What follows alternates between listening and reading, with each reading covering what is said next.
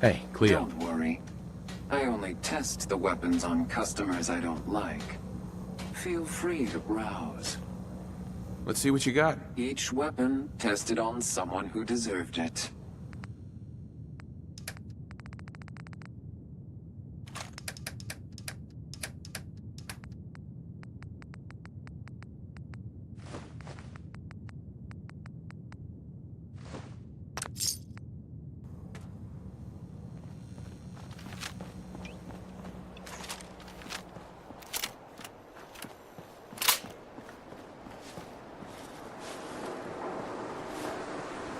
Running from something?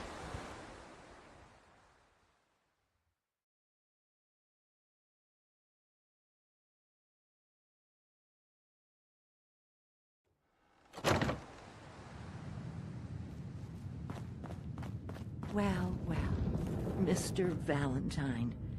I thought you had forgotten about little old me. May have walked out of the den, Irma, but I'd never walk out on you. Amari's downstairs, you big flirt.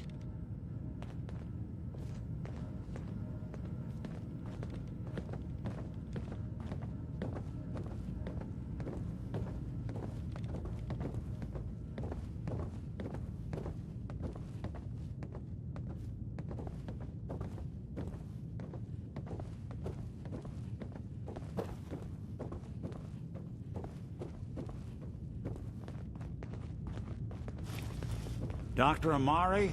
Yes. I take it this isn't a social call.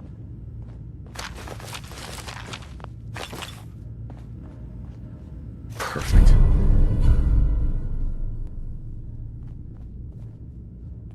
We need your help, Doctor. I need the memories from a man named Kellogg. But he's dead. I know it's asking for a miracle, Amari, but you've pulled off the impossible before. Are you two mad? Putting aside the fact that you're asking me to defy a corpse, realize that the memory simulators require intact, living brains to function. Please. Nick told me you're the only one who can make this work. This dead brain had inside knowledge of the Institute, Amari. The biggest scientific secret of the Commonwealth. You need this, and so do we. Fine. I'll take a look. But no guarantees. Do you have it with you? Here's what I could find. What's this? This isn't a brain. This is... Wait. That's the hippocampus. And this thing attached to it? A neural interface? Those circuits look awfully familiar. I'm not surprised. From what I've seen, all Institute technology has a similar architecture. Nick's an older model. That's exactly what I was thinking. If we are lucky, it should hook right in. But even if this works, Mr. Valentine would be taking on a tremendous amount of risk. We're talking about wiring something to his brain. Don't worry about me, Amari. Let's do it. I appreciate this, Nick. You can thank me when we've found your son. All right, let's do this. Whenever you're ready, Mr. Valentine, just sit down. If I start cackling like an old grizzled mercenary, pull me out, okay? Let's see here. I need you to keep talking to me, Mr. Valentine. Any slight change in your cognitive functions could be dire. Are you feeling any different? There's a lot of flashes. Static. I can't make sense of any of it, Doc. That's what I was afraid of. The mnemonic impressions are encoded. It appears the Institute has one last failsafe. There's a lock on the memories in the implant. Tell me you have a way past this, Doc. Let me think. The encryption is too strong for a single mind. But what if we use two? We load both you and Mr. Valentine into the memory loungers. Run your cognitive functions in parallel. He'll act as a host, while your consciousness drives through whatever memories we can find. All right. Let's get started. Just sit down over there, and keep your fingers crossed. See you on the other side.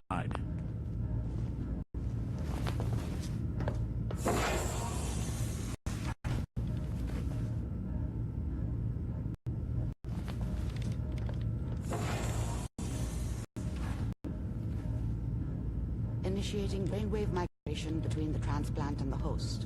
Mnemonic activity coming from the transplant. It's degenerated, but it's there. We're able to load you into the strongest memories we can find. They might not be stable. Just hold on.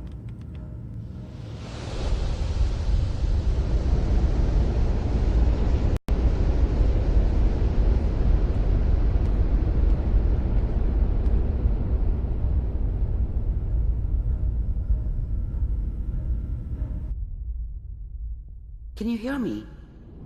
Ah, good. The simulation appears to be working, although the memories are quite fragmentary. I'll try to step you through the intact memories and hope we find one that gives us some clue to the Institute's location.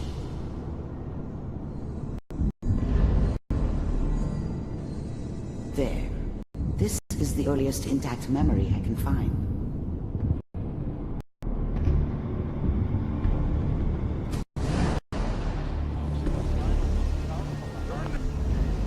Such a dummy back then. What did I know about how the world worked? I think now she wanted me to kill him. I should have.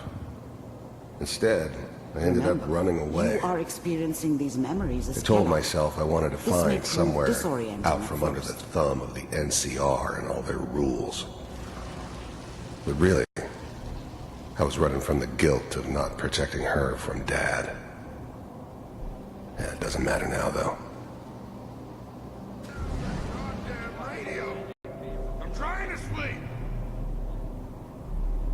All 5 states have now signed on, which means that as of this moment, we are all in California Republic. Mom knew how it was.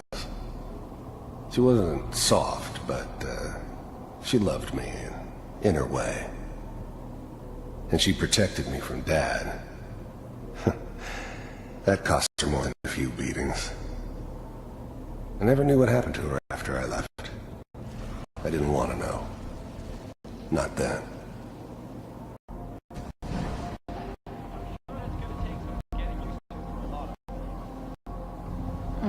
What a joke. What's it mean, Mom? Nothing, Connie. People like to talk and hope someone else is going to keep them safe. Teacher at school said the NCR would bring back the good old days. Like before the big war. Don't you listen to that twaddle. I'm going to stop sending you if that's what they're teaching you. I'm going out. Where the fuck did you put my boots? Listen to me, Connie. You take this. You're old enough. You're the man of the family now. It's your job to protect us. Your father's useless, but you won't turn out like him. You're a good boy. And all that on the radio. All useless talk. The only thing that will protect you in this world is that gun in your hands. You need to learn to use it if you're going to survive. I will, Mom. I promise. I won't let you down. You've always been my good boy. This doesn't seem to be what we're looking for. There appears to be another intact memory close to you in temporal sequence. There. Try that one.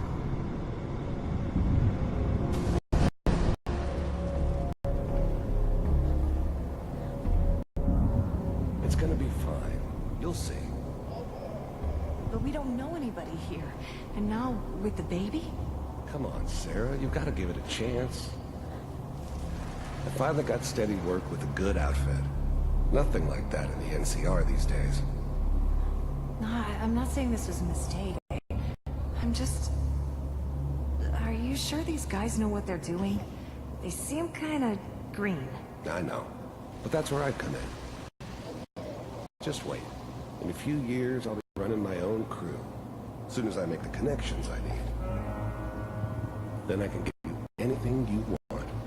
And little Mary, too. I never worried about you before. Must Must be my mama instincts kicking in. Who knew I had those, huh? Come on, you're great with her. And you don't need to worry about me. Most of it's just running security for the she. A lot of standing around looking tough. Well, they sure picked the right person for that job. It's gonna be great here. See this? This is what's gonna keep you and Mary safe. I promise. I know, Connie. I'm sure we're gonna be really happy here. We are. You'll see. That's okay. I got it. Let's keep looking. I'll connect you to the next intact memory.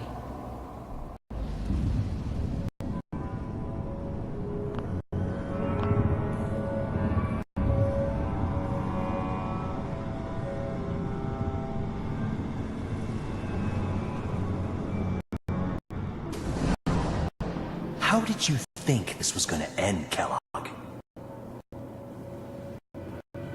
You thought you could just fuck with us, and we wouldn't fuck with you? So you know, they died like dogs. And you weren't there to help them.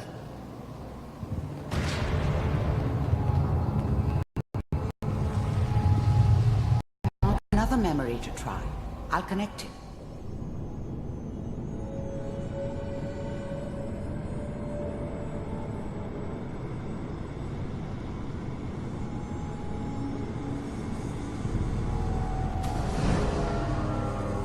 Mind if we sit down?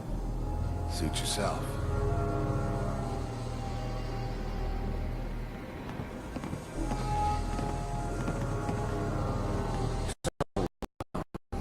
I hear you'll take care of people's problems. Is that right? If you pay me. Oh, we'll pay you. And you'll do this all by yourself? That's right. We pay you when the job's done. Is that okay? That's the way you want to do it. So who do you want dead? Well, it's like this. There's his family. Lives down the creek a ways. Well, we seem to be getting closer. Try this next one.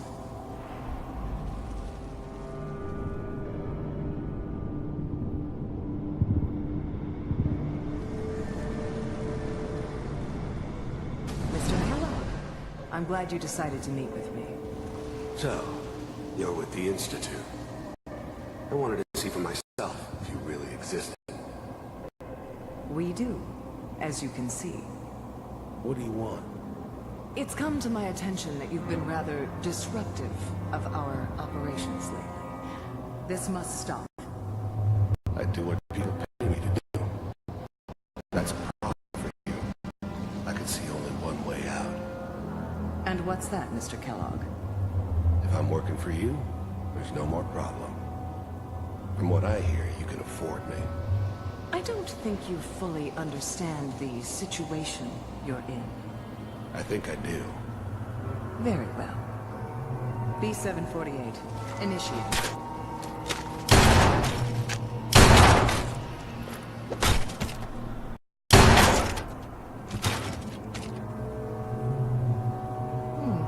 Impressive. We may have something to talk about after all.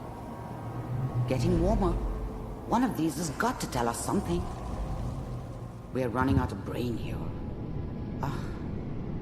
There's one that looks mostly intact. Connecting now. Manual override initiated. Cryogenic stasis suspended. Vault computers are still working. That's good. Checking the logs. Hopefully it's all... Just find it. Pod C6. Down the hall near the end.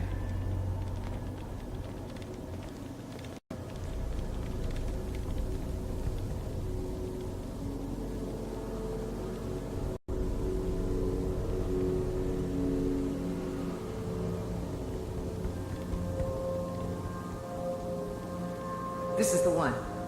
Here. Open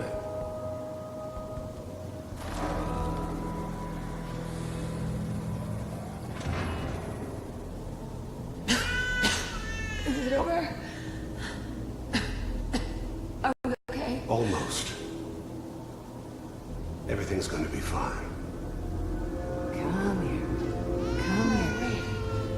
No, I've got him. Let the boy go. I'm only gonna tell you once. I'm not giving you Sean! God damn it. Get the kid out of here and let's go. At least we still have a backup. Cryogenic sequence reinitialized. What's the holdup?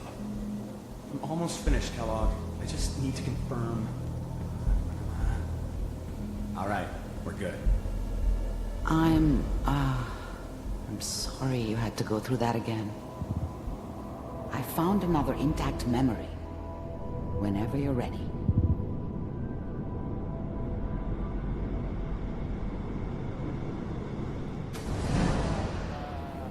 Is that your son? This appears to be a very recent memory, so good news, I think.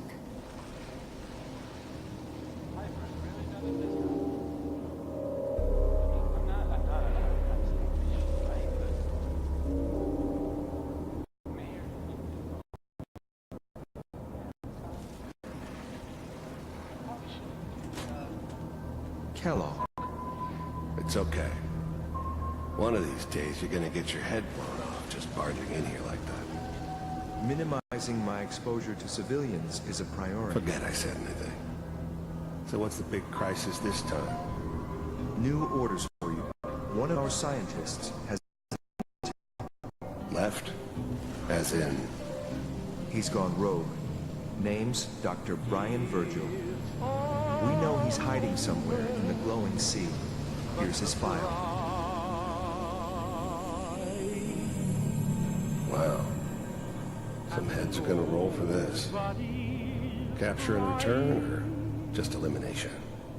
Elimination. He was working on a highly classified program. No kidding. One of the top bioscience boys? Damn. So, I guess you're taking the kid back with you.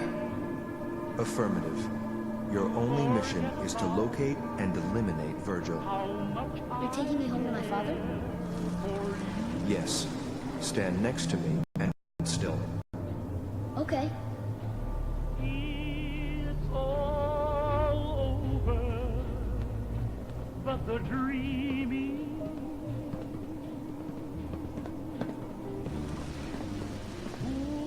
X688. Ready to relay with Sean. Bye, Mr. Kellogg. I hope I see you again soon. Bye. Teleportation. Now it all makes sense. Nobody's found the entrance to the Institute because there is no entrance. Let me pull you out of there as soon as you're ready.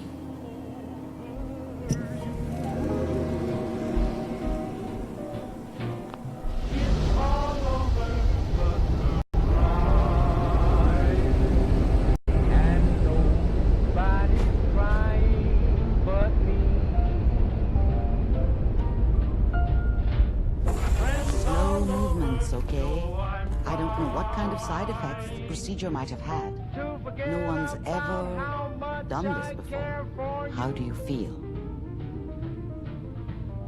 I'm okay, Doctor. Thank you. That's good. But I want you to keep monitoring yourself. We have to be sure there's no long-term damage. Are you ready to talk about what happened in there? There's more than one person who knows about the Institute. Virgil, the scientist who escaped. I didn't know Institute scientists could defect. This changes everything. He could answer all sorts of questions. Where did the memory say he was? The glowing sea? That can't be right. No one would risk going there, not even to hide. That's why he's there. To make the Institute think twice about following him. That must be it. He's using the radiation in the glowing sea like a shield, or a cloak, a way to throw them off and be at an advantage. If Virgil found a way to survive there, you'll have to do the same. if you're going to follow him. I'll find a way to get through the rads. Don't worry. Good luck, and be safe. By the way, I unplugged Mr. Valentine first. Removed the implant while you were waking up. He's waiting for you upstairs.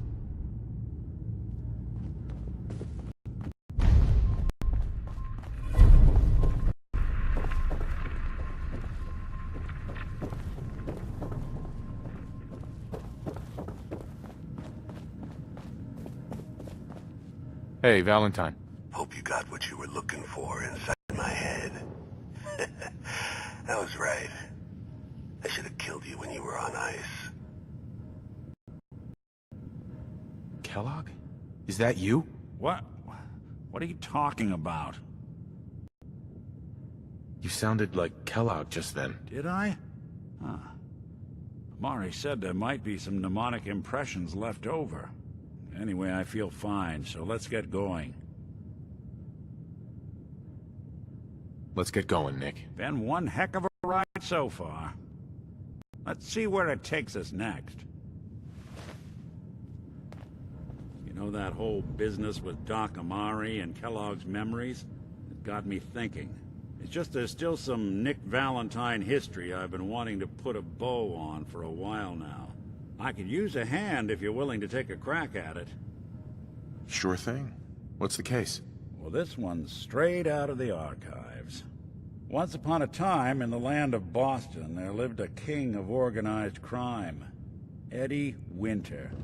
He was a bad man who did a lot of bad things, hurt a lot of innocent people. But he knew the end was coming, so he sealed himself inside a personal shelter, located underneath a sub-shop he used as a headquarters. Eddie Winter was from my time. Real scumbag. The story gets even more twisted. The arrogant bastard wanted to cheat death, live forever, so he could come out of that shelter someday into this brave new world. Sound familiar? Only Eddie didn't want to be a frozen banana. No cryo sleep for him, no. He invested his money in some sick, crazy radiation experiment.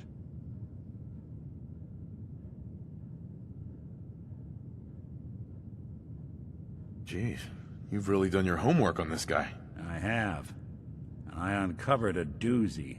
Eddie Winter went and turned himself into a ghoul, 200 years before it was fashionable. Hell, he was probably the first one. And I'm convinced that he's still locked inside that shelter, safe and sound, ready to come out and begin his evil reign all over again.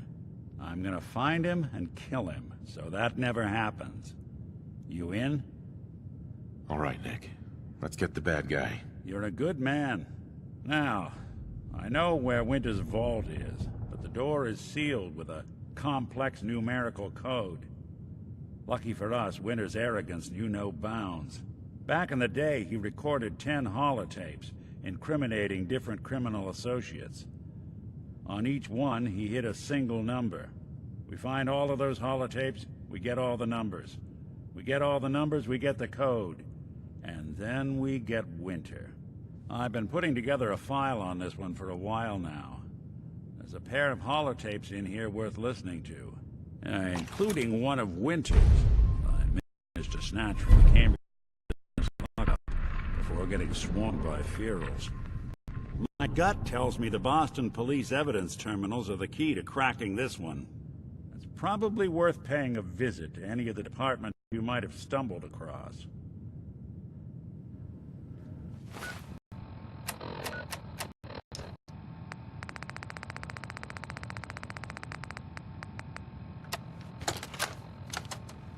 Message to Johnny Montrano. I've been told the Valentine detective... Johnny.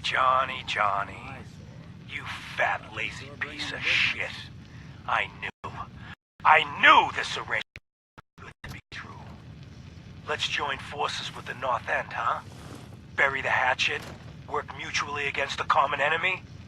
Well, you put the nail in that coffin, huh, boyo? What did you have to do, Johnny? Huh? What was your job? Sit in your car, on the corner. Keep your eyes open. see a uniform, you get out, walk down the street, knock on the door, and let the fellas know there's trouble coming. Easy as pie, right? I could have got a 9-year-old from the projects to do it, but no. In the interest of Irish-Italian relations, I give the job to you. So what happens? Nothing. Nothing happens. You sit on your fat ass dribbling cannoli cream onto your third chin. You watch. You watch the uniform blow months of planning, all in 2 minutes. Congratulations, Johnny. You got me. You and your pals sure put the screws to old Eddie Winter. You should tell this funny story to your little girl when you tuck her in at night. In that corner bedroom, upstairs, pink wallpaper, little house on Prince Street. Yeah. Eddie Winter, signing off.